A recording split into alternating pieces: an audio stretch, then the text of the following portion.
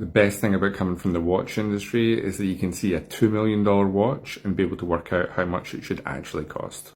Today I'm going to be breaking down the cost of CTE survivor and ship watch aficionado Tom Brady's $2 million RM Tourbillon in titanium. Let's start with something easy like the straps.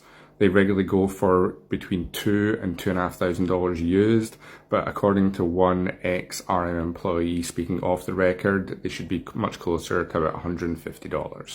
Working out the movement cost for RM gets a little bit more complicated because they have their movements made by two different companies, Vaucher, which is owned by Parmigiani Fleurier, and APRP, which is owned by Audemars Piguet, who also own a 10% stake in Richard Mille, making the movements they make for them kind of in-house. Now, I spoke to an independent watchmaker who was quoted between $7,000 and $8,000 for a Vaucher tourbillon. That's very low quantities, so we can assume that considering RM gets their tourbillons from APRP and the fact that AP owns a small stake in that company, they're probably not paying more than $6,000 per movement, especially considering the volumes that they make. Finally, we'll go over the case and then tally all the costs up. A different independent watchmaker that I spoke to was quoted about $2,900 for a similarly level of complicated titanium case in about 10 to 20 units, but they think it'd be much closer to about $1,600 given the quantities of cases that RM would be manufacturing and ordering. And actually, let's not forget, let's add in, say, $250 for some immigrant artisan watch technician like me to throw everything together and case up the watch.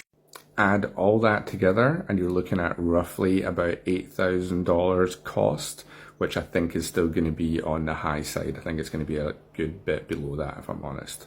Let's add a very healthy 60% markup onto that, and that would give you a very reasonable recommended retail price of about $12,800. I definitely can't see this watch ever selling for over $25,000. It's ridiculous to me.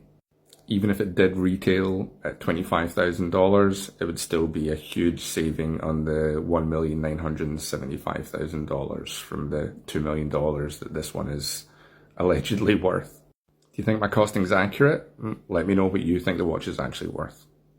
If you want to learn more about watches in the watch industry, go and listen to the Rob and the Regulator podcast with myself and my old mate Rob there. He used to work for RM and AP, but I didn't get any of this information from him. Go and give him a follow on TikTok as well at Reluctant Rob.